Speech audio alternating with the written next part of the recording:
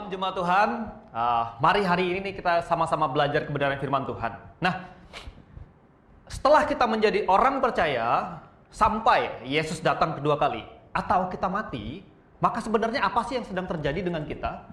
Nah, ini adalah hal yang perlu kita mengerti bersama-sama bahwa gini, setelah kita menjadi percaya sampai Yesus datang kedua kali atau kita mati, maka yang sedang kita alami sekarang adalah kita sedang diubahkan serupa dengan Kristus. Oke ya, sekali lagi saya katakan, kita sedang diubahkan serupa dengan Kristus. Nah, apa artinya kita sedang diubahkan serupa dengan Kristus? Artinya kayak gini, artinya kita belum ada yang sudah serupa dengan Kristus. Itu artinya kita masih bisa buat kesalahan.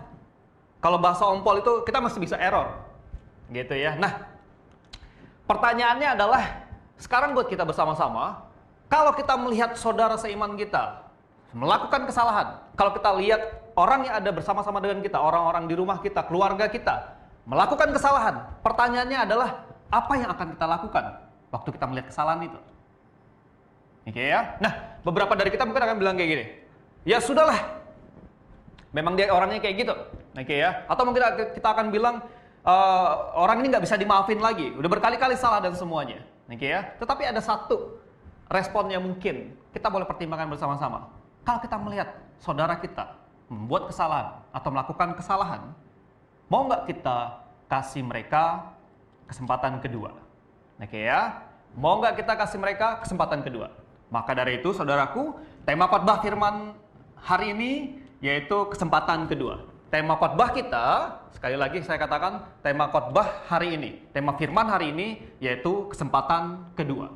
Mari kita buka Alkitab kita baca dari Kisah Para Rasul 15 ayat 35 sampai kepada ayat yang ke-39. Demikian firman Tuhan. Perselisihan antara Paulus dan Barnabas. Paulus dan Barnabas tinggal beberapa lama di Antiokhia. Mereka bersama-sama dengan banyak orang lain mengajar dan memberitakan firman Tuhan. Tetapi beberapa waktu kemudian berkatalah Paulus kepada Barnabas, "Baiklah, kita kembali kepada saudara-saudara kita di setiap kota di mana kita telah memberitakan firman Tuhan untuk melihat bagaimana keadaan mereka." Barnabas ingin membawa juga Yohanes yang disebut Markus. Tetapi Paulus dengan tegas berkata bahwa tidak baik membawa serta orang yang telah meninggalkan mereka di Pamfilia dan tidak mau turut bekerja bersama-sama dengan mereka. Hal itu menimbulkan perselisihan yang tajam sehingga mereka berpisah, dan Barnabas membawa Markus juga beserta berlayar ke Siprus. Ya, paling tidak dari pembacaan kita ini kita akan melihat bahwa paling tidak ada dua alasan kenapa kita perlu memberikan kesempatan kedua kepada saudara kita. Sekali lagi saya katakan, paling tidak ada dua alasan kenapa kita perlu memberi kesempatan kedua kepada saudara kita, saudara seiman kita, kepada keluarga kita yang hari-hari ini ada bersama-sama dengan kita dan meluangkan waktu banyak bersama dengan kita. Oke ya. Nah, alasan pertama, kenapa sih kita perlu memberikan kesempatan kedua? Yaitu kita lihat pada ayatnya yang ke-38 tadi. Di situ dikatakan bahwa Paulus dengan tegas berkata bahwa tidak baik membawa seorang yang telah meninggalkan mereka di Pamfilia dan tidak mau turut bekerja bersama-sama dengan mereka. Siapa yang dimaksudkan di situ? Yang dimaksudkan di situ adalah Markus tadi, yang disebut Yohanes. Oke ya, Yohanes Markus. Nah, apa sih sebenarnya yang sedang terjadi? Apa sih sebenarnya apa sebenarnya latar belakang ini? Maka nanti saudara bisa baca di Kisah Para Rasul 13 ayat 1 sampai 5 dan juga ayatnya yang ke-13. Kita kelihatan bahwa gini. Sebenarnya Markus ini atau Yohanes Markus ini adalah orang yang ditunjuk oleh penatua atau pemimpin gereja waktu itu di Yerusalem untuk menemani atau menolong Paulus dan Barnabas di dalam perjalanan misi mereka yang pertama. Oke ya, tetapi yang terjadi ternyata gini, ternyata Yohanes Markus ayat yang ke-13, Kisah Rasul 13 ayat 13, dia meninggalkan Paulus dan Barnabas. Kenapa ditinggalkan? Tidak dikasih tahu sama firman Tuhan, tetapi jelas dikatakan bahwa Yohanes Markus meninggalkan Barnabas dan Paulus. Dan saya harus katakan kayak gini, kalau kita melihat adakah orang sembarangan yang dipilih penatua ini untuk menemani Paulus dan Barnabas? Tentu tidak. Oke. Dan Yohanes Markus adalah seorang percaya, pengikut Kristus. Oke ya. Dan saya harus katakan, kenapa sih alasan pertama kenapa kita perlu memberikan kesempatan kedua? Yang pertama adalah karena setiap orang bisa berbuat salah. Ya, sekali lagi saya katakan, alasan pertama, kenapa kita perlu kasih kesempatan kedua kepada saudara kita? Yaitu karena yang pertama, karena setiap orang bisa berbuat salah. Oke, dan saya harus katakan mungkin kayak gini, di rumah kita, mungkin kita lihat ada saudara kita, atau suami istri kita, atau anak-anak kita. Kalau mereka mau bantu kita masak hari ini, ternyata garamnya kelebihan. Oke ya, adakah karena garamnya kelebihan lalu kita bilang, kita tidak bisa maafin dia, atau sudah kamu jangan bantu lagi saya masak. Oke ya, adakah kalau suami kita telat datang ke rumah, atau dia sedang mengalami pergumulan, atau dan lain sebagainya, dan kita bilang, oh sudah cukup buat kamu. Oke ya, seakan-akan kita tidak pernah berbuat kesalahan juga. Ingat sekali lagi bahwa kita semua sedang diubah serupa dengan Kristus. Artinya kita belum ada satupun yang sudah serupa dengan Kristus. Itu artinya setiap kita bisa buat kesalahan.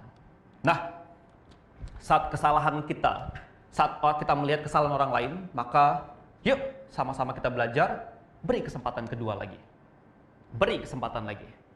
Oke ya, jangan tunggu melihat orang sempurna atau nggak buat kesalahan baru kita bisa mengasihi mereka. Tapi yuk, firman Tuhan ajarin, Yesus kita ajarin bahwa yuk mengasihi saudara kita, mengasihi sesama kita, bahkan saat mereka bersalah. Saudara dan saya harus ingat kembali bahwa Yesus menebus kita di kayu salib, bukan waktu kita sudah jadi anaknya, tapi Yesus menebus kita waktu kita masih musuhnya. Oke ya, sekali lagi saya katakan, Yesus menebus saudara dan saya bukan waktu kita berbuat baik atau sudah berbuat baik, tapi waktu kita masih jadi musuhnya Tuhan. Ada amin. Nah, lalu yang kedua yang saya harus katakan bahwa yes, saat kita melihat kesalahan saudara kita, baiklah kita juga berkaca dan ingat kembali bahwa ya, ternyata kita pun pernah berbuat salah dan kita pun rentan untuk berbuat salah. Jadi, kalau kita sama-sama bisa jatuh dalam kesalahan atau berbuat sesuatu yang salah, oke ya, keputusan-keputusan yang salah, maka berilah kesempatan kedua. Oke, pertanyaan buat kita bersama sekarang, kesalahan seorang bukanlah akhir dari segalanya. Maukah kita memberi kesempatan kedua? Sekali lagi, pertanyaan buat kita bersama-sama adalah, kita renungkan bersama-sama adalah, kesalahan seseorang itu adalah bukan akhir dari segalanya. Oke ya. Dan pertanyaan buat kita adalah, maukah kita memberi kesempatan kedua kepada saudara kita yang melakukan kesalahan? Oke? Mau tidak? Alasan kedua, kenapa sih kita perlu ngasih kesempatan kedua kepada saudara kita atau kepada keluarga kita, kepada saudara seiman kita? Alasan kedua kita ambil dari ayatnya yang ke-39. Demikian firman Tuhan. Hal itu menimbulkan perselisihan yang tajam sehingga mereka berpisah dan Barnabas membawa Markus juga sertanya berlayar ke Siprus. Nah, ayat ini akan kita bandingkan juga dengan 2 Timotius 4 ayat yang 11. 2 Timotius 4 ayatnya yang ke-11. Di situ firman Tuhan bilang kayak gini. Hanya Lukas yang tinggal dengan aku, kata Paulus ya. Paulus yang tadinya menolak si Barnabas untuk bawa Yohanes Markus. Tapi Paulus yang ini kemudian bilang gini, hanya Lukas yang tinggal dengan aku. Jemputlah Markus dan bawalah ia kemari, karena pelayanannya penting bagiku. Lihat ya, tadi seorang yang Paulus yang begitu keras dan bilang, no, ngapain kita bawa lagi Yohanes Markus? Oke, tetapi sekarang dia bilang, bawalah kembali Markus, karena pelayanannya penting bagiku.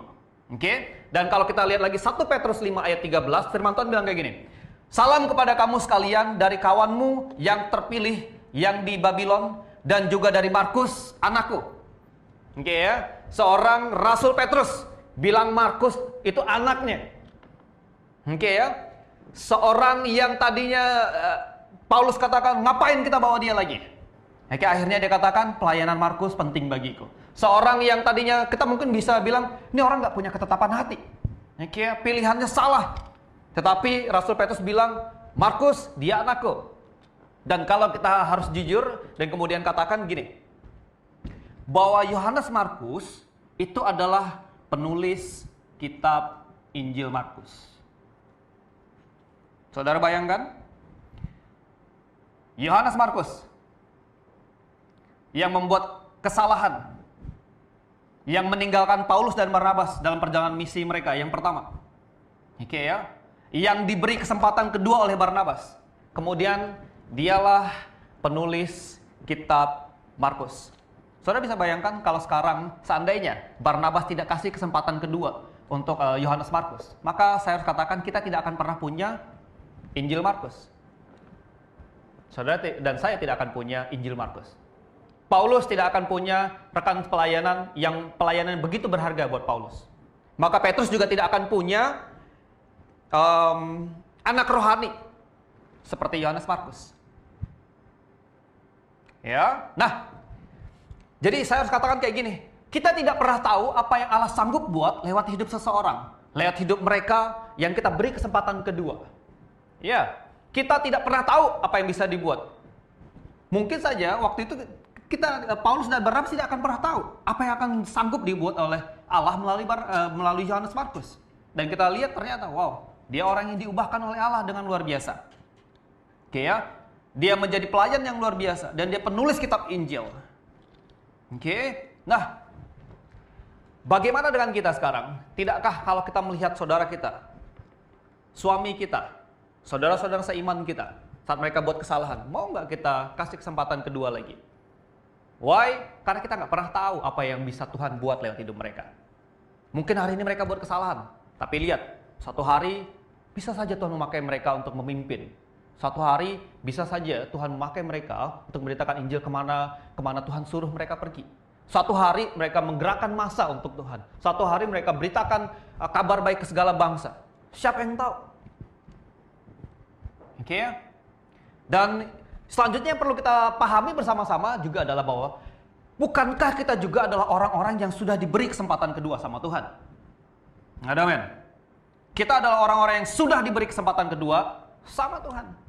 Jadi kalau kita ini adalah orang yang sudah diberi kesempatan kedua sama Tuhan, kenapa kita tidak berikan kesempatan itu kepada orang lain? Kepada saudara seiman kita, kepada orang yang kita kasihi, yang juga mereka percaya kepada Kristus. Kenapa tidak? Oke ya. Nah, pertanyaannya untuk kita renungkan bersama-sama adalah, tidak setiap orang bisa jadi Markus, saudaraku. Oke ya. Tetapi setiap kita punya kesempatan untuk jadi Barnabas, yang memberi kesempatan kedua buat Markus, yang akhirnya Markus menjadi pelayan yang luar biasa, penulis kitab Injil Markus. Oke ya. Maukah saudara memberikan kesempatan kedua seperti Barnabas? Sekali lagi saya katakan, setiap kita belum tentu punya kesempatan yang sama untuk menjadi seperti Markus, the next Markus.